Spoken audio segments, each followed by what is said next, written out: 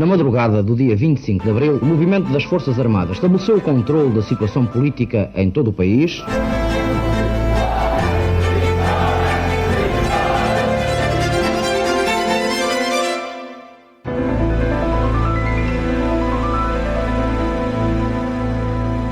Olá, bem-vindos a um novo episódio de A História Repete-se, com Margarida de Magalhães Ramalho. Olá, Margarida. Olá, Lourenço. E comigo, Lourenço Pereira Coutinho. Hoje vamos falar sobre mais de 5 séculos da nossa história. Séculos que ainda permanecem relativamente desconhecidos. Refiro-me ao tempo da presença estruturada islâmica na Península Ibérica, que, em território português, decorreu entre 711, ou mais ou menos 711, e 1249, e ao seu legado civilizacional.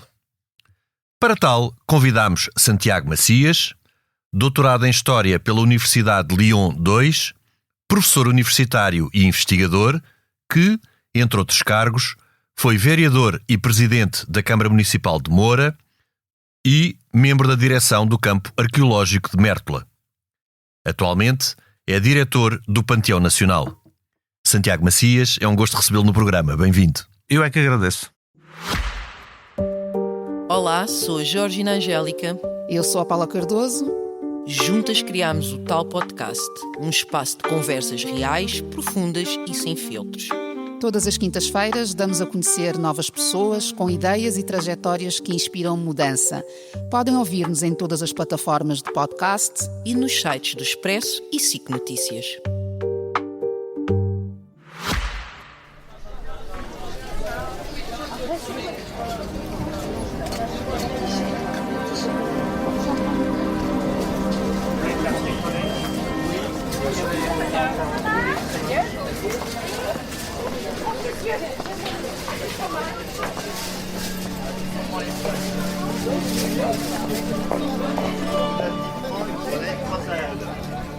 O tempo islâmico na Península Ibérica já foi abordado em episódios anteriores, designadamente a 11 de setembro de 2024, quando falámos sobre a história do Califado de Córdoba, e a 25 de junho de 2025, quando falámos sobre a história do Emirado de Granada.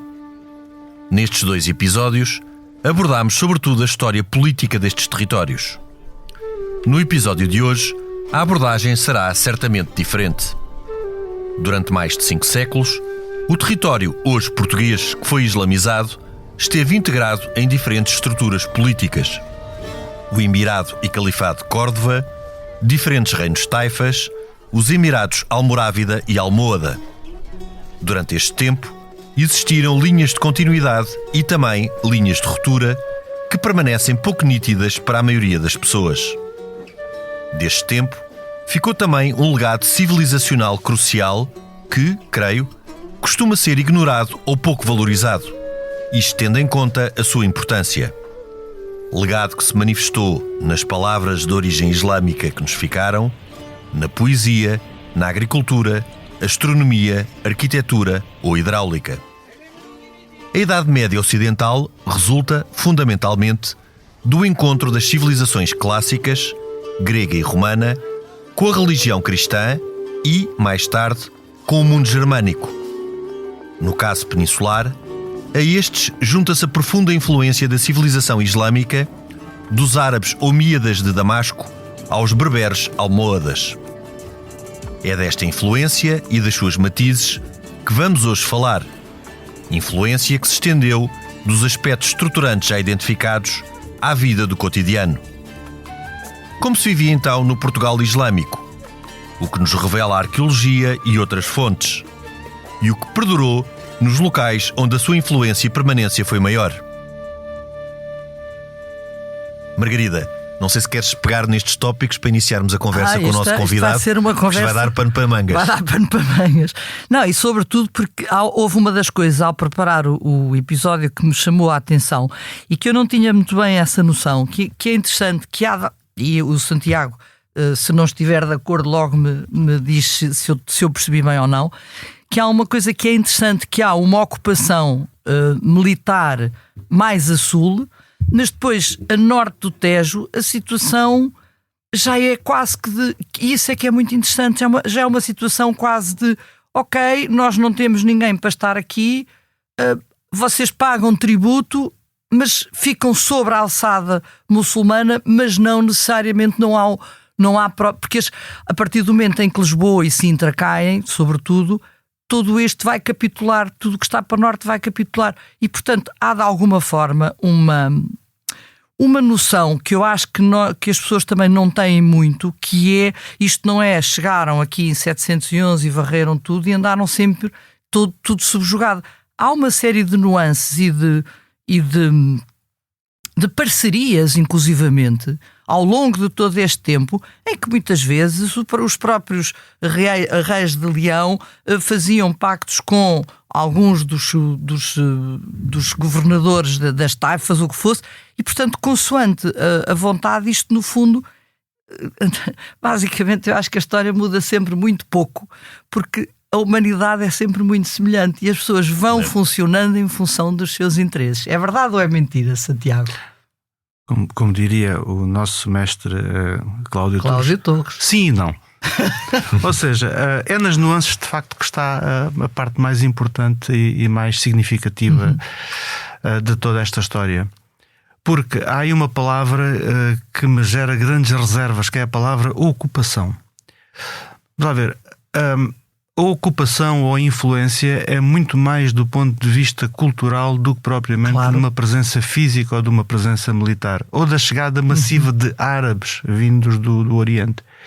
O que chega do Oriente, de facto, é uma pequena elite que se instala em Córdoba, porque toda a restante influência que se estende ao território, nomeadamente ao território ocidental, tem uma coisa importantíssima que durante muitos anos foi desvalorizada e que é a componente cristã, a componente moçárabe. Os cristãos do Ocidente são poderosíssimos do ponto de vista social, são poderosíssimos do ponto de vista religioso e do ponto de vista económico.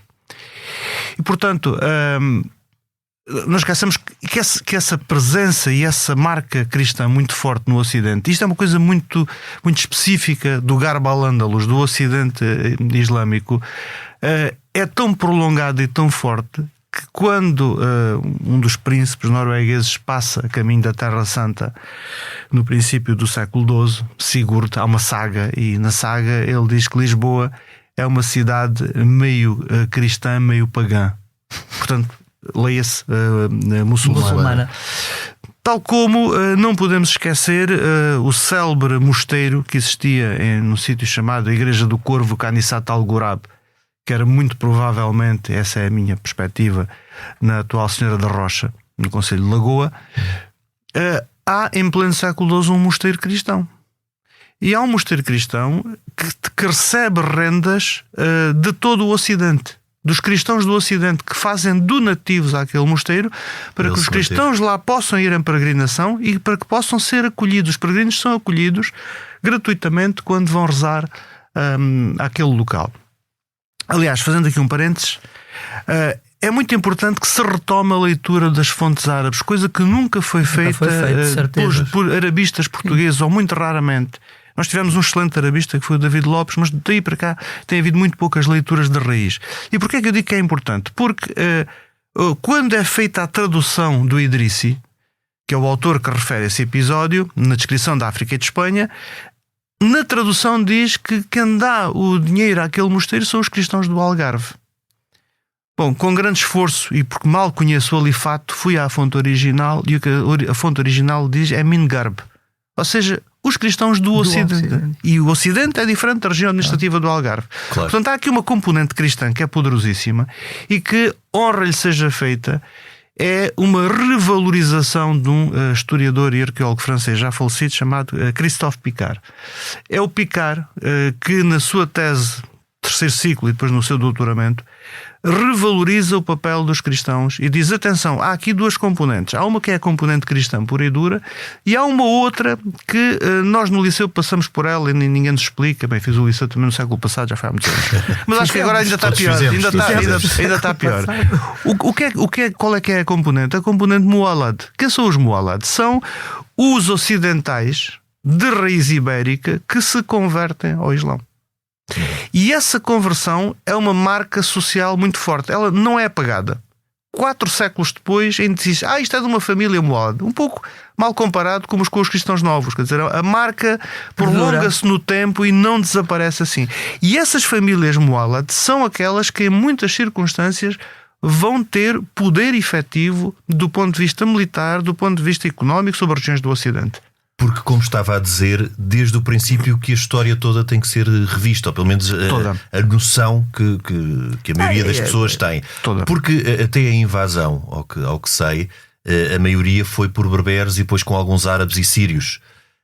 E inclusive o que nós tínhamos cá numa estrutura visigoda já era também uma população hispano-romana que depois se misturou com os visigodos, e que se nós utilizarmos essa noção de conquista ou de ocupação, que era a concepção e a noção que existiu até finais quase do século XX e que nós ainda aprendemos nos bancos de escola, e que ainda continua generalizada muitas vezes, uma ocupação ou uma conquista pressupõe exatamente a imposição de uma cultura e de um modelo político-administrativo. Ora, uma das coisas que me parece já à partida e dessas nuances que importa até diferenciar é que até na região administrativa do Algarve, portanto o Garbe andaluz, era uma zona relativamente independente do califado e teve uma grande autonomia. Efetivamente. E depois também a relação entre populações que já cá estavam e que se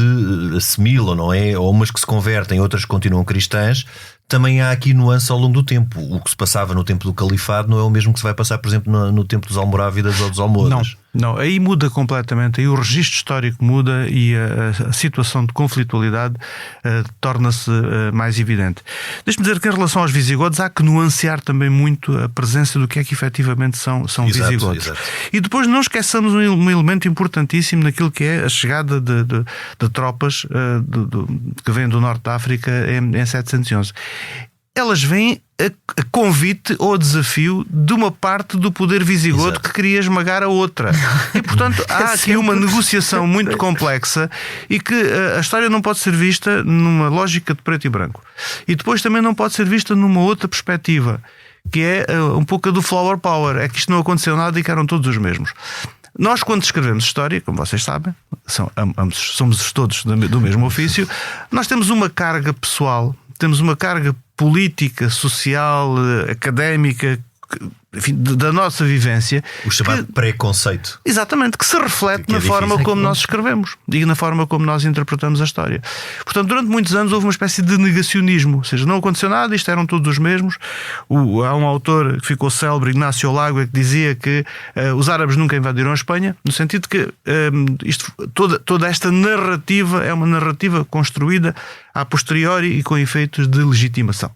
Quando efetivamente não é assim. Nós sabemos que o mundo islâmico se instala na Península Ibérica e que há uma islamização da Península Ibérica, que contudo é um processo lento.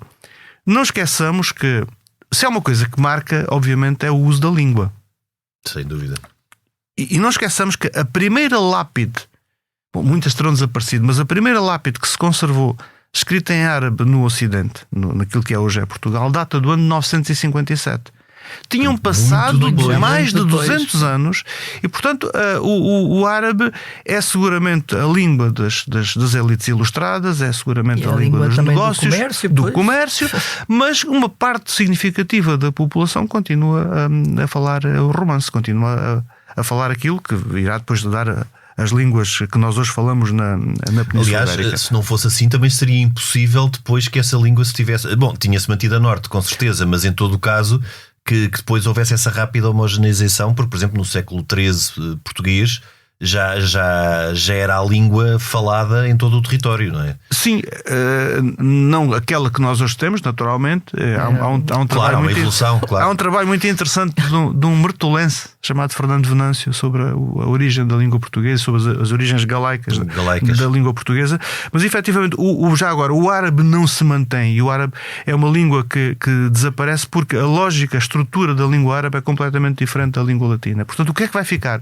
Vão ficar substantivos. substantivos. E esses substantivos vão desaparecendo à medida que a sociedade rural se vai Também, industrializando. Claro. Então, há palavras que vão desaparecendo porque deixam de ter sentido. deixam de ter sentido, deixam de ter Ninguém já sabe significado. o que é. Na minha geração ainda dizemos alguns localismos, alguns particularismos que têm a ver com a língua árabe. No Alentejo, por exemplo, na minha zona há uma que se diz, e que é carro.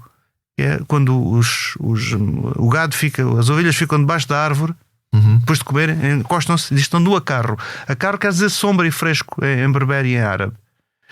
Ninguém diz isso porque, pura e simplesmente, isso desapareceu. Essa palavra desapareceu. E são palavras que são usadas, que são conhecidas. O Rafael Blutou, por exemplo, no dicionário fala nessa palavra. Mas hoje em dia as novas gerações ignoram completamente. Mas voltando aqui a este tempo inicial, aliás, há logo uma grande diferença. Eu tenho sempre mais tendência para ir para a parte política, que acaba por ser como é a minha formação. Há aqui um momento logo muito importante nos primórdios, que as pessoas também não têm muitas vezes essa ideia, é que a seguir à primeira invasão, depois a partir de 750, há de facto a estruturação e institucionalização do Emirado. Certo. Aí 5 Omíadas. Certo. E portanto isso é mais um passo na estruturação e reforçando a ideia que estava a transmitir da lentidão e de tudo ser gradual, desta islamização ser gradual. Portanto, e aqui temos de facto um novo período, que é o período do Emirado e do Califado, que acaba por ser o do apogeu. Sim, deste tempo islâmico. Atenção, a instalação da elite síria em meados do século VIII na Península Ibérica tem um pequeno dado, mais uma nuance que é importante ressaltar. A mãe do Abdalrahman I, do emir, do califa, do posto, primeiro Omíada que vem para a Península Ibérica, era berber, era do norte da África. Portanto, tudo isto se passa numa lógica de alianças familiares e comerciais e de contactos que existem ao longo de toda a bacia do Mediterrâneo. Há um historiador de origem judaica muito interessante, chamado Shlomo Goitain, escreveu uma extensíssima obra intitulada Uma Sociedade Mediterrânica, e que naturalmente se foca sobretudo sobre as comunidades judaicas. E tem um livro interessantíssimo que é Cartas de judeus, de comerciantes judeus medievais, e em que ele conta como é que é o processo de contacto entre as diferentes comunidades ao longo do Mediterrâneo, com conselhos muito específicos. Quando chegares a Fez, vai comprar ao fulano tal que é amigo da nossa família. Não compres a outro porque não é de confiança. Amigo. E portanto, essa malha de contactos do Mediterrâneo existe de facto e justifica também um pouco o que é o processo de islamização. O processo de islamização faz-se seguindo rotas de comércio. Mais uma vez, naturalmente, com intervenções militares que existem, com um percurso que é feito pelo norte da África, mas sobretudo seguindo aquilo que, citando expressamente o Goitain, aquilo que ele chamava a rota dourada do comércio mediterrâneo, que começava em Alexandria e vinha a acabar em Sevilha. E portanto há de facto um processo gradual, e é um processo gradual que, mesmo do ponto de vista religioso, comporta negociação. As igrejas não desaparecem. Foi uma coisa que nos inculcaram, uma ideia que nos transmitiram quando nós andávamos na escola primária e no liceu, pelo menos no meu caso, era que isto tinha sido tudo varrido. Tudo arrasado. Foi tudo arrasado. É o simplismo para criar a lógica manicaísta. Exatamente, porque convinha ao Estado Novo. Claro. Tinha havido um fogo regenerador, que era o fogo da Reconquista, que tinha vindo a repor a ordem onde tinha havido uma invasão dos muçulmanos. Bom, as igrejas mantêm-se, as sinagogas mantêm-se. Aquela, pelos vistos, a de Faro, que era considerada uma coisa extraordinária. Exatamente. Com pilares de prata que ninguém conseguia, que um homem sozinho não conseguia abraçá-los. Quer dizer, e a própria, se eu bem me lembro, Ossabona era conhecida por Santa Maria do Garde. Em pleno há uma história islâmica. Há uma história fantástica que é contada nas cantigas de Santa Maria do Afonso X o Sábio, e que tem a ver precisamente com Faro. Bom, essa história das colunas de prata dá-me a dimensão do que era a Catedral de Faro na época. É uma coisa extraordinária, a importância que teria. Mas a cantiga de Santa Maria, o que é que ela conta? É que havia uma imagem que estava no alto das muralhas, e os muçulmanos obrigaram que a imagem de Santa Maria fosse removida e fosse atirada para a ria. Desgraça completa, o peixe desapareceu. Não havia mais peixe no mar de Faro. E só depois de recuperarem a imagem debaixo d'água e voltarem a pôr, o peixe era tanto que saltava para dentro das redes. Bom, é evidente que nós temos de ter aqui duas nuances. Uma é a nuance poética daquilo que é a linguagem do próprio do texto em si, da narrativa, e depois aquilo que está subjacente, que obviamente é a enorme capacidade negocial, a enorme capacidade política e económica de uma comunidade cristã que consegue impor os seus valores e consegue impor as suas imagens, consegue impor os seus símbolos, nomeadamente a Virgem Maria, que é também, enfim, uma santa do Islão. Mas em todo o caso, ali especificamente, aquilo que interessava era o poder da comunidade cristã. Repare, há uma história, um episódio que se conta da conquista de Lisboa, que muitas vezes é posto de lado. Estás a pensar no que é? No bispo? No bispo, claro. O bispo é morto, matam o bispo. É tirado do alto da Sé. Cortam-lhe o pescoço e depois dizem: fizemos isto, foi contra o lícito, é uma coisa que não se devia ter feito. Está bem, não devia ter feito, mas mataram o bispo. Fizeram, era o bispo moçárabe da cidade, não é? E aparentemente Lisboa, a comunidade moçárabe, portanto a comunidade cristã, era muito maior do que a comunidade islâmica, que normalmente estava na elite. E o resto, basicamente, era... Ou seja, havia uma convivência e não uma separação de águas total. E é também interessante vermos aquilo que foi o Garbo, que acaba por ser a maior referência que nós temos da presença islâmica na Península, o que tinha em comum, por exemplo, com o espaço da Andaluzia e o que tinha de diferente. De facto... Os islâmicos, esta civilização ao ocupar a península, ela era claramente uma civilização de base mediterrânica. Exatamente. E isso é muito interessante. Essa é a chave. Claro. E essa é a chave, até para se perceber porque é que não avançaram para norte do Douro, no caso do Ocidente, e porque é que isso não lhes interessava tanto, e porque é que a reconquista acabou por ser mais rápida a Ocidente do que no espaço do atual Aragão.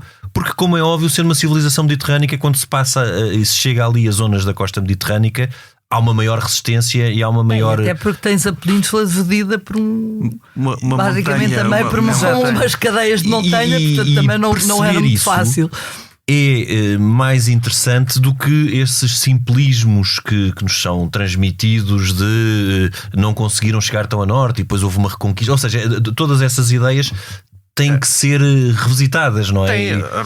Reparem que uma das coisas que nos diziam é que tinha havido aquela história do plágio, tinha ficado lá nas Astúrias encostado. Sim, em Covadonga. Aquilo era um bocadinho a aldeia do Asterix, né? Estava lá encostado e depois a partir daí... Sim, mas isso porque manifestamente não interessava minimamente, nem ao Emirado. Ir até ali eram zonas que não lhe... E não interessava explicar depois, nomeadamente ao Estado Novo, explicar como é que este processo histórico se tinha desenvolvido. A palavra convivência, que foi referida há pouco, é uma palavra muito interessante e muito curiosa para nós enquadrarmos a realidade das sociedades mediterrânicas. Porque é sempre uma convivência que não exclui em determinados momentos a tensão. Sim. Eu tive a ideia, aqui há muitos anos, tive um pouco essa imagem, isto, os anacronismos, como sabemos, são sempre muito complicados em história, mas tive um pouco a imagem de como é que essa convivência funcionava, assim, muito à distância, assim, uma imagem muito de penumbra, tenue, ao visitar a Síria. E ao visitar os bairros de Damasco, onde nós temos de um lado da rua uma mesquita e do outro lado uma igreja. Literalmente, eu tenho fotografias disso, face a face, em frente umas às outras. E portanto há zonas e bairros onde a predominância é cristã, há zonas e bairros onde a predominância é muçulmana, há cidades de maioria cristã, nomeadamente em Maaloula e Saadnaya, que são zonas de peregrinação. O santuário de Santa Tecla fica numa dessas cidades, não me recordo agora qual, e recebe peregrinos de toda a parte. Estavam lá peregrinos da Índia quando eu visitei o santuário. E nessas cidades a imagem da cruz e a imagem de Nossa Senhora é absolutamente avassaladora. Portanto, em todas as janelas faz-se, ou fazia-se, não sei como é que é agora, disso uma clara ostentação. E portanto isso foi sempre negociado entre as várias comunidades ao longo de séculos, até entrarem, enfim... Porque a essência da civilização mediterrânica é essa, não é? A convivência, a multiplicidade de cultos. Eu vou-vos confessar que em Damasco muitas vezes me perdi porque não percebi exatamente já qual é que era a igreja. Porque havia gregos arménios, porque havia ortodoxos, porque havia gregos sírios, porque havia... Eram tantas as confissões e tantas as pequenas nuances que para quem está de fora nós achamos que é tudo a mesma coisa, é tudo parecido, e depois efetivamente não o é. Outra coisa muito curiosa é que nós, em países como a Síria ou países como a Jordânia, temos total liberdade para entrar nas mesquitas. Pois. Nas xiitas e nas sunitas, completamente à vontade. Ninguém nos pergunta quem nós somos ou o que é que estamos ali a fazer. Desde os sapatos. Desde que se tire os sapatos, claro. Podemos A partir daí a liberdade. Podes entrar à vontade. É total. E focando agora no Garbe, no nosso Garbe al-Andalus, qual é que seria a relação no tempo do Emirado e do Califado, portanto, antes da desagregação de 1030, do começo da desagregação em 1031 em Reinos Taifas, havia uma autonomia mas também havia ligações, havia muitas ligações entre o Garbe e a sede do Califado, não é? E que particularidades é que tinha o Garbe? Vamos ver uma coisa, não há Estado sem impostos. E, portanto, aquilo que alimenta a máquina de Córdoba e aquilo que alimenta a construção da cidade de Medina Azar, a cidade dos califas, que se mantém durante 80 anos e que é uma cidade feita ao modo oriental, o que alimenta isso tudo é o dinheiro que é pago, o dinheiro que chega aos cofres do califado. Portanto, há de facto uma relação, e é uma relação de subalternidade. Em que é que o Garbe é diferente naquilo que referi há pouco, nas questões políticas e questões sociais, porque de resto os modelos de convivência, os modelos de cotidiano são basicamente os mesmos. Ou seja, o tipo de casas, o tipo de habitat que nós encontramos a Ocidente e Oriente na Península Ibérica são iguais.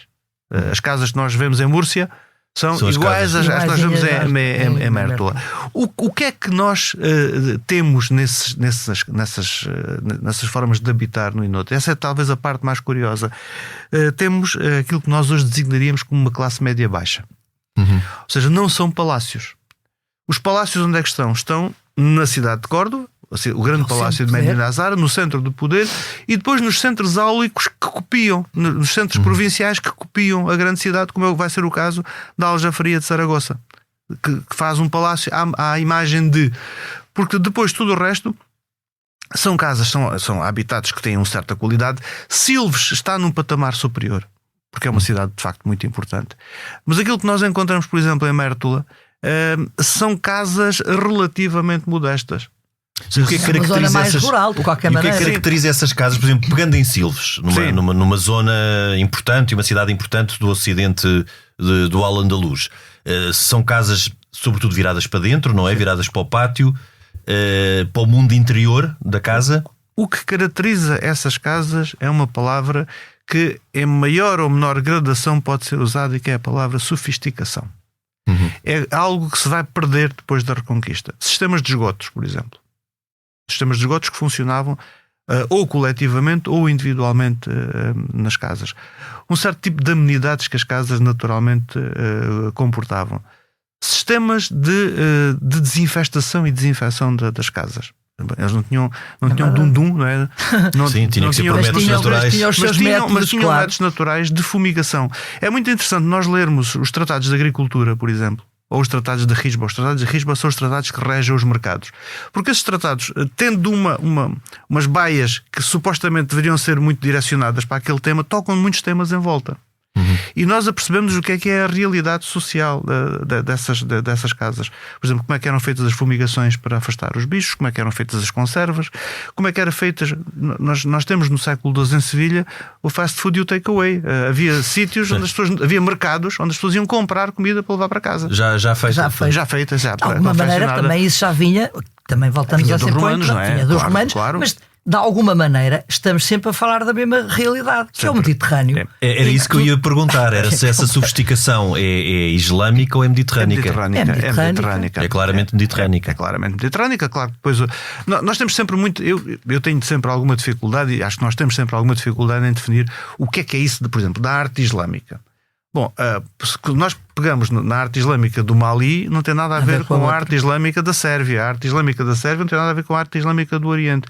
Porque o Islão tem essa capacidade muito plástica de se adaptar aos sítios e de adotar determinados modelos. A primeira arte islâmica, nomeadamente na Jordânia, não comporta, ou melhor, não exclui a presença de pinturas eróticas.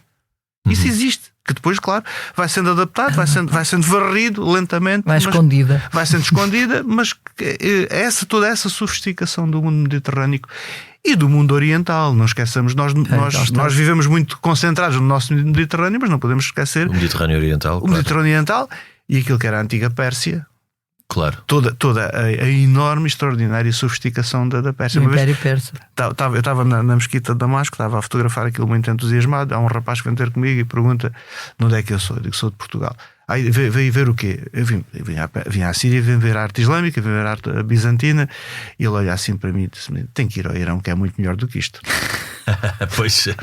Pois, imagino. Pois agora está um bocado difícil. Agora não é fácil, mas imagino. Mas tenho imensa pena, adorava ir. Já na altura, repare, eu vou à Síria entre as duas guerras do Golfo, e portanto por mais razões, tive a sorte de visitar aquilo quase sozinho. Não havia turistas em lá. Claro. Não é bom. E avançando no tempo e vendo o que é que foi a diferença dentro do mundo islâmico entre este tempo do califado e depois a desagregação do califado, os reinos taifas, e depois já falámos aqui por alto os almorávidas e os almohadas. O que é que continuou e o que terá sido a ruptura? Já vimos que a nível até cultural e de abordagem à convivência é diferente.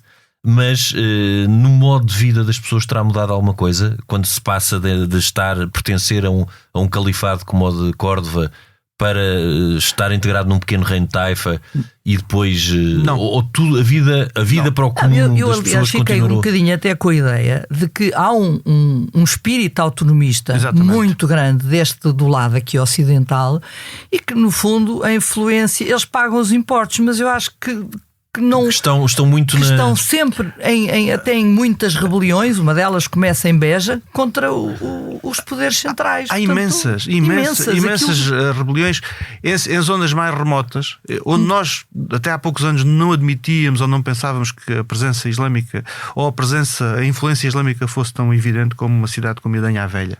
Exatamente, não é daquelas que pensemos onde teve de uma imediato. mesquita, inclusivamente. Ou inclusivamente zonas mais acima, naquela zona já de transição para o norte do país, a zona de Viseu, também. A zona do Oliveira do Hospital, a zona que tem fazem parte de um percurso que vai levar àquela que é a nossa cidade mediterrânica mais a norte, e que é obviamente Coimbra. Portanto, toda essa zona teve uma enorme influência que nós não podemos pensar que se altera significativamente entre com o estas mudanças. Não. Também temos que admitir aí uma outra coisa, é que o nosso conhecimento, nomeadamente do ponto de vista arqueológico, é muito colado à fase final da presença islâmica. Nós não temos casas ou bairros que pertençam ao primeiro à primeira parte. Pois. Portanto, temos aí algum déficit de conhecimento. Déficit de conhecimento esse que era total até 1978, quando começam as escavações de Mértola e de Silves. Sobretudo a de Mértola, que é de facto a pedra de toque. É a pedra de toque mesmo. É uma coisa que só é possível naquele momento específico e naquelas condições específicas. O projeto Mértola é irrepetível. É irrepetível hoje em Mértola e é irrepetível na altura em qualquer outra. Quero enquadrar. Quero, porque o projeto Mértola, há um antes e um depois de Mértola para se estudar a história do período islâmico. Mértola é um projeto que é filho de um homem chamado Cláudio Torres, que era professor de Arqueologia e de Arte Islâmica na Faculdade de Letras, e que é uma personalidade absolutamente magnética, levava-nos todos atrás. É verdade. Um carisma e uma capacidade de liderança absolutamente únicas. E o projeto é filho do PREC, do processo revolucionário em curso, e do pós-PREC. Sem essa festa não havia completamente descontrolada que foi na altura, que enfim, depois entrou noutras baias, não era possível, porque aquilo que toda a gente queria era a descoberta de uma realidade diferente. E as câmaras municipais na altura procuravam também conhecer o seu próprio passado, que tinha sido durante muito tempo completamente. Portanto, na altura já havia a noção de que era preciso muito para não reescrever a história, mas pô-la no sítio. Na altura, corrigir algumas ideias feitas. Não. Mas isso também, com certeza, imagino eu, até com a influência do que se estava a fazer em Espanha, porque em Espanha eu acho que não. Ou é completamente autónomo. Não. Eu acho que tinha a ver com a questão do que eu não me lembro do nome, do que era presidente da Câmara de Mértola, o Serrão Martins, que era nosso colega da faculdade e que é que leva o Cláudio tinha sido aluno do Cláudio e leva o Cláudio a Mértola. A Espanha estava muito à frente em termos de investigação. Pois era essa a ideia que eu tinha. Espanha tinha uma revista chamada Al-Ándalus, que foi uma revista fundamental para os estudos islâmicos, desde 1933. Sim. E continua a ser publicado hoje sob outro nome. Mas, portanto, Espanha tinha esse peso. O que nós precisávamos na altura era de redescobrir as nossas raízes. E não havia cá planos quinquenais, nem nada que se parecesse. As coisas não eram planeadas com esse rigor. Era um ir fazendo numa urgência completa. E há que dizer aí muito claramente que sem a generosidade das câmaras da altura e sem a generosidade das câmaras do Partido Comunista, isso não era possível. Porque mais ninguém o quis fazer. E foram eles que o fizeram. E o Cláudio Portanto, tinha uma aposta no património. Foi uma e abriu o aposta património. forte, tanto ali como em Barrancos também. Como ali, como em Barrancos, como em Serpa, como em tantos outros É sítios. verdade. E o que é que em Mértola é tão fascinante? E o que é que descobriram em Mértola? Mértola tem para já a única, ou quase única, agora não é bem assim, mas porque há o caso dúbio de Idanha Velha, mas a única mesquita que nós temos no Ocidente que ficou intocada ou quase intocada. Não pelas excelentes razões, pensando na Idade Média. Ela é mantida estruturalmente até aos nossos dias, pura e simplesmente porque não vinha para fazer outra.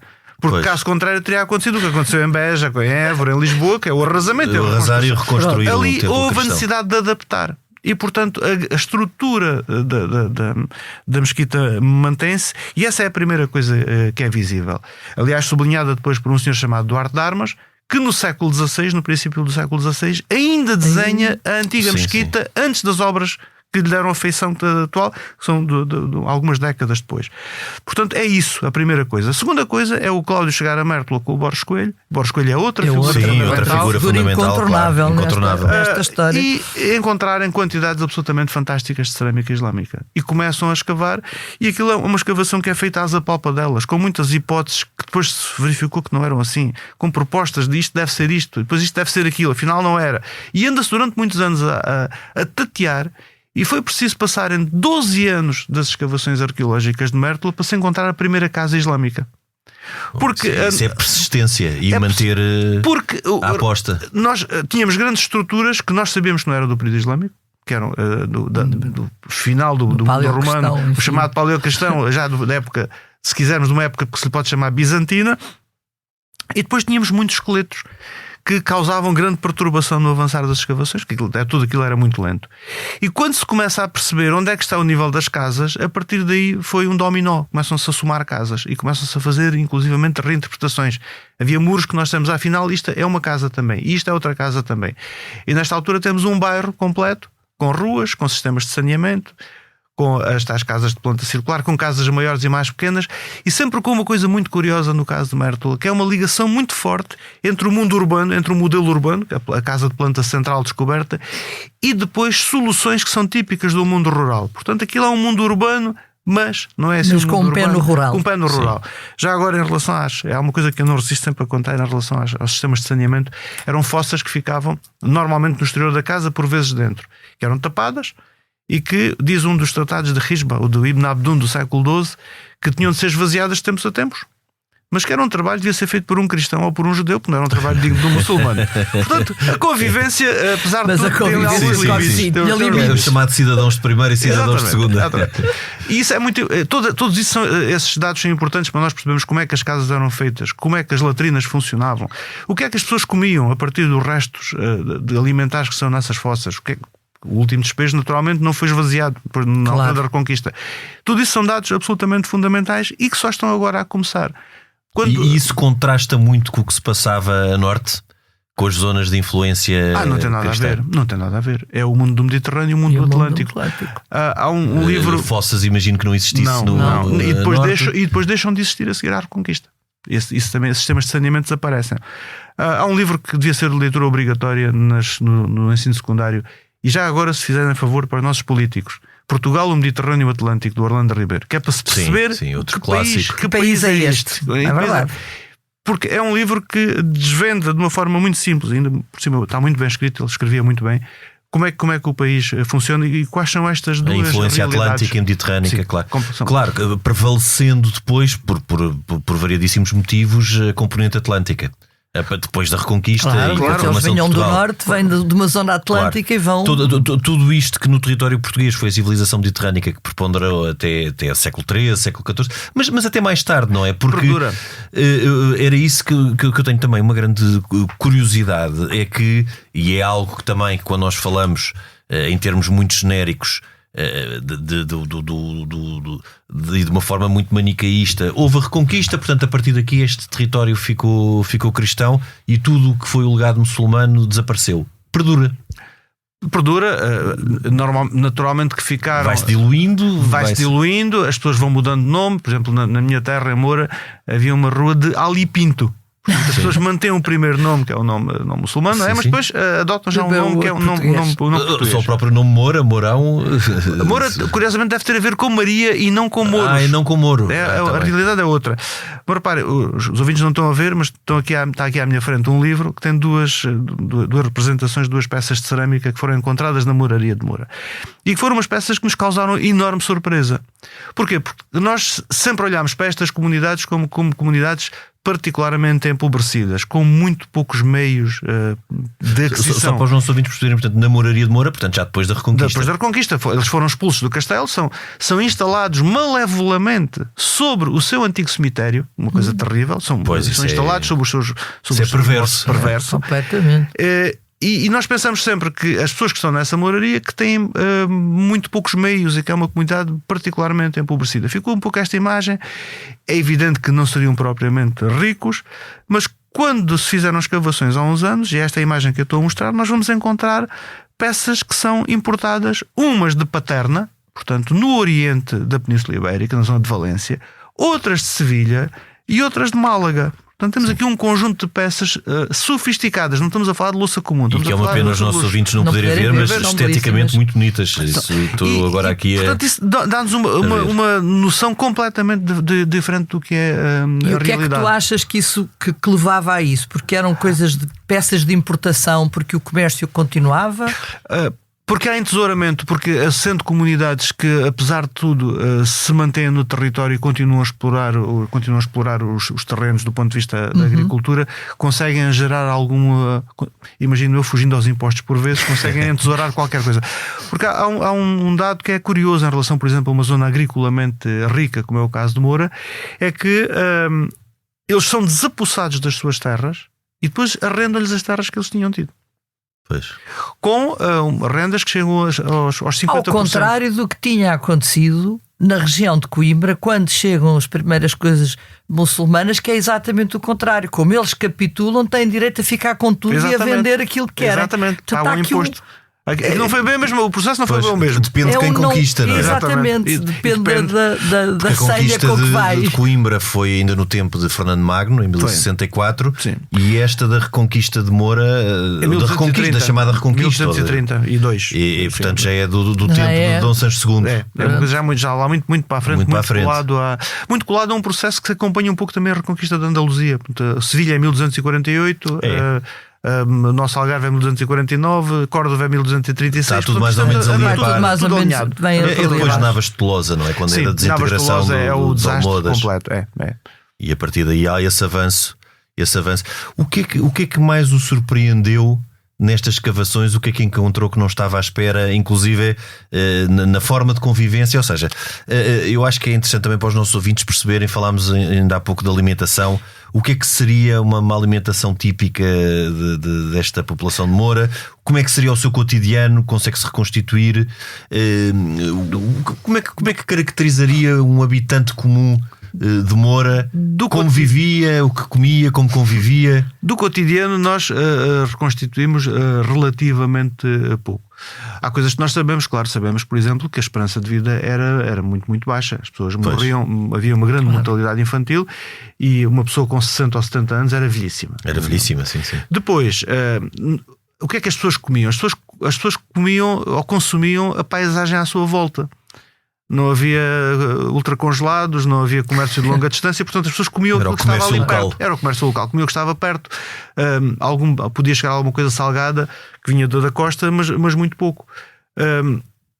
Em Mértola a mesma coisa. Nós vamos encontrar em Mértola um ecossistema que se repete escavação após escavação. Nós vamos sempre encontrando a mesma coisa. Mas Mértola, apesar de tudo, era um porto, era o chamado último porto do Mediterrâneo. Portanto, ainda lá chegava alguma coisa. Poderia chegar alguma coisa. Chegava, aliás, esse foi o título sobre o qual eu editei a minha tese. Mértola, o último porto do Mediterrâneo, mas o título não é meu. Era de um projeto do Cláudio. É de um projeto do Cláudio. Pedi autorização para usar, até com homenagem a ele próprio. O que é que há no caso de Mértola, por exemplo, não há noutros sítios, é que temos muito peixe no rio. Claro, o peixe do rio faz pois, parte não tem, menos, tem francamente menos. Claro. O que é que faz parte da alimentação dessas populações? Os ovicaprídeos, ou seja, ovelhas e cabras em grande quantidade. Nomeadamente as ovelhas mais velhas e as cabras mais velhas, não é? Não iam comer as novas. Aquelas coisas que a gente vê no cinema, os porcos a assar e dos carneiros a assar, isso era para os reis e era dias de festa dos muito ricos. Não? As pessoas não comiam carne assada. Há um dado curioso, uma coisa que eu encontrei nas escavações de Mértola, foi uma grande quantidade de cabeças de borrego. E as cabeças de borrego, os despojos, a parte menos nobre, era utilizada em sopas e em caldos. E manteve-se até aos nossos dias a tradição das cabeças de borrego assadas na região alentejana. Não achas, Santiago, que de alguma maneira, sobretudo no Sul, essa permanência, essa vivência quase que invisível que se preserva até nas próprias estruturas das casas? Eu lembro que quando estávamos em Barrancos a escavar, que eu fiz um trabalho também com a Fátima, com a Mifas, para o Cláudio, sobre as estruturas das casas. Elas, de alguma forma, há uma permanência no tempo.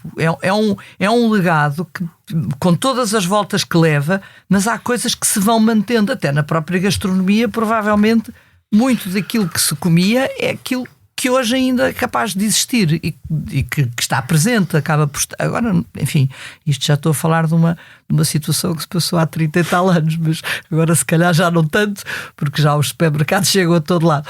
Mas, de alguma maneira, a sensação que eu tenho, mesmo quando se vai a Mértola ou ali naquela região, que ainda há quase que é possível imaginar atualmente essa permanência. Sim, essa permanência que muitas vezes tem sobretudo a ver com uma realidade mediterrânica e não exclusivamente islâmica. O mundo da rua, aquilo que nós encontramos no norte da África e que encontramos no sul da Península Ibérica, que encontramos em Itália ou na Grécia, que é as pessoas na rua, ou na Andaluzia, as pessoas na rua a conversarem e a trocarem impressões. Coisa que tu não vês tanto no norte. Não, absolutamente nada. É completamente diferente. É muito diferente. A troca de informações, a comunicação informal que acontece, por exemplo, em qualquer largo, no Alentejo ou no Algarve, e que no norte da África ele chamou o telefone árabe. Que é a forma de saber, ter as informações do dia a dia da comunidade, que é falando com as pessoas. Claro. E que isso chega a Lisboa, chega a outros lados. Portanto, apesar de até um bocadinho generalizando aqui algumas ideias que podem ficar deste episódio, há de facto mais do que esse antagonismo entre o que se chamava os mouros e os cristãos, que nos foi ensinado nos bancos de escola. Há aqui o equilíbrio de duas civilizações, uma de matriz atlântica, outra de matriz mediterrânica, em que na formação de Portugal, gradualmente, a partir do século XIII e depois com o século XV, com o início da expansão, com as descobertas, o elemento atlântico tornou-se predominante em detrimento do elemento mediterrâneo. O que talvez em Espanha, até pela dimensão, não é, de uma Andaluzia e de todo o espaço de Aragão, da costa, Múrcia, Valência, toda essa zona, se tenha mantido mais presente. A Espanha de facto tem uma ligação muito mais forte ao Mediterrâneo, até por uma questão de localização geográfica. E houve também razões de ordem ideológica que levaram a que em Espanha tivesse havido uma ligação muito mais próxima ao mundo mediterrâneo, inclusive ao mundo oriental. A Espanha teve desde muito cedo embaixadores na Síria, teve embaixadores na Jordânia, portanto havia uma ligação política que era muito mais... a coroa de Aragão... Mesmo sob o Franco, estou a falar no século XX, portanto havia uma ligação muito próxima. E nós tentámos sempre apagar esse legado. Repara, não por acaso, o primeiro livro que se ocupa, que versa sobre as questões da língua árabe, é escrito pelo Frei João de Sousa, que era um cristão que tinha vindo do Oriente, tinha vindo de Damasco. Portanto, nós tentámos sempre desvalorizar e lateralizar essa parte da nossa história. Eu acho que há aqui, eu repito muito esta ideia, o momento da chamada derrota ou do desastre de Badajoz, em que Dom Afonso Henriques não consegue recriar o reino de Taifa de Badajoz, que tinha Lisboa como grande cidade portuária e Badajoz como cidade de influência peninsular retirou-nos não só a profundidade peninsular, como esse balanço entre este mundo mais de influência mediterrânica e com predominância mediterrânica e o Atlântico. E Portugal ficou, desde o século XII, desde cedo, muito virado para o Atlântico, e gradualmente este espaço mediterrâneo foi perdendo protagonismo. Até o que nós vemos até ao século XX, o Algarve estava praticamente isolado do resto do território. O Alentejo também era uma zona muito dispersa, se bem que Évora teve um papel muito relevante no século XV, mas foi perdendo gradualmente espaço para o mundo atlântico, e eu acho que isso começou já no tempo da formação de Portugal, desde o momento em que Badajoz não foi, porque essa era a intenção de Dom Afonso Henriques, provavelmente recriar o reino de Taifa de Badajoz, que era a realidade que ele conhecia. A realidade que, no fundo, repisa e retoma um pouco aquele desenho que tem a ver com a antiga Lusitânia. Exato. Mas repare que nós já tínhamos tido tempo ao longo destes anos de ter recuperado um pouco dessa. É uma ideia que está tão. E não o conseguimos. Não conseguimos. Em qualquer arqueólogo em Espanha, qualquer historiador da Idade Média que se ocupa deste período é fluente em língua árabe. E nós não conseguimos. Nós ainda não ultrapassámos essa barreira, essa fronteira que já devíamos ter transposto. Já devíamos ter franqueado esse impossível que nos tem limitado. Nós precisamos de reler as fontes árabes. Há fontes árabes que têm de ser relidas. Não foram lidas exaustivamente. Nós temos informação que nos falta. Nós temos um dicionário anónimo de um botânico que diz-se na introdução feita nos anos 40 em Espanha que, diz o autor espanhol, há muitos sítios que eu não consigo identificar porque pertencem ao Ocidente Peninsular. Portanto, muito provavelmente estamos a falar de um botânico originário desta zona e que dá informações importantes do ponto de vista toponímico que deviam ser recuperadas. Portanto, toda essa ideia que nós temos às vezes que as fontes escritas já foram lidas e estão arrumadas, não estão, não senhor. Precisam de ser revistas e precisam de ser retomadas. E precisamos de arabistas e precisamos de os formar. E infelizmente estes tempos contemporâneos muito exacerbados e com ideias muito feitas sobre o que é o mundo árabe e a civilização árabe também retira muitas vezes a todos como sociedade essa capacidade de irmos ao encontro desse nosso passado. É de esperar que este episódio também sirva para. Era de esperar que as pessoas comecem a olhar para as coisas de outra forma também. Isto começou ainda antes do 11 de setembro. Em 1999, no final do ano, fui convidado a ir dar uma conferência a Dallas, o sítio mais improvável do universo, para ir falar do Portugal islâmico. O sítio do JR. Uma viagem de esticão, 3 dias em Dallas e voltar para Lisboa. E de repente dou-me conta que na primeira fila estava um senhor de óculos escuros que não estava minimamente interessado no que é que eu ia para lá dizer, queria saber apenas o que é que se passava e que só lhe faltava ter na testa a palavra polícia.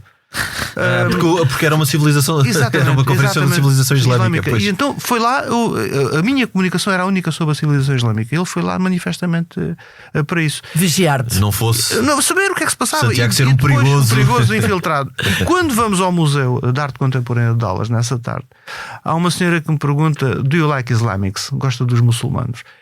Eu fiquei assim, sem ter uma resposta. Digo, não. Só me lembrei de um escritor inglês, o Plum, que foi preso na Segunda Guerra Mundial, e quando lhe perguntavam se ele odiava os alemães, ele disse: eu nunca odeio no plural. Eu não consigo dizer que gosto de muçulmanos ou não gosto de muçulmanos, e portanto aquela pergunta. Mais uma vez, a simplificação e a generalização é um perigo. E esta maneira manicaísta que infelizmente está muito presente na nossa sociedade atual, impede-nos de conseguir ver mais além. E se o episódio de hoje puder contribuir para olharmos de outra forma para o nosso passado e para encararmos estas coisas de outra forma, já seria muito bom. Olha, eu quando dava a história do Al-Andalus na Universidade Nova, havia uma coisa que eu fazia sempre questão, era levar os alunos ao Castelo de São Jorge para ver o que tinha sido o passado do ponto de vista físico, arqueológico, e depois levá-los à Mesquita Central de Lisboa para perceber o que era a realidade de uma comunidade, que é uma comunidade que só marginalmente é que tem origem em Portugal, digamos assim. Muitos são portugueses, mas de origem que vieram de Moçambique, outros são portugueses que vieram sobretudo de Moçambique, não é? Não, mas há uma ilusão, há uma importantíssima parte da comunidade que é de origem da África Ocidental, Senegal e Guiné-Bissau. A idea que eu tinha é que na Mesquita de Lisboa era sobretudo de Moçambique. E vê-se também muita gente dos Balcãs durante que emigraram para Portugal, e eu espero que essa convivência e a forma pacífica como as coisas se passam num sítio como a Mesquita Central, sirva também para desanuviar tensões e para se perceber que o nosso mundo é um mundo feito de multiplicidades, feito de coisas completamente diversas e diferentes. A nossa civilização, enfim, chamemos a nossa identidade enquanto portuguesas, é bom que as pessoas, se têm dúvidas, olha, façam uns testes de ADN para perceber de onde é que vêm. Possam ter surpresas. Vão ter surpresas, de certeza todos nós temos que ter. E é nessa multiplicidade que de facto se vai construindo uma identidade que agora é esta e que vai ter necessariamente, com o passado de séculos, de se alterar, como já se alterou desde o tempo dos romanos ou desde o tempo do Neandertal. E uma civilização é feita de múltiplas influências. Não podemos estar fechados. Não podemos estar fechados. Oxalá. Santiago, muito obrigado, foi um gosto. Obrigado. Margarida, nós até para a semana. Até para a semana. Nós voltamos na próxima semana, noutro tempo e noutro espaço. A gravação e sonoplastia esteve a cargo de João Martins.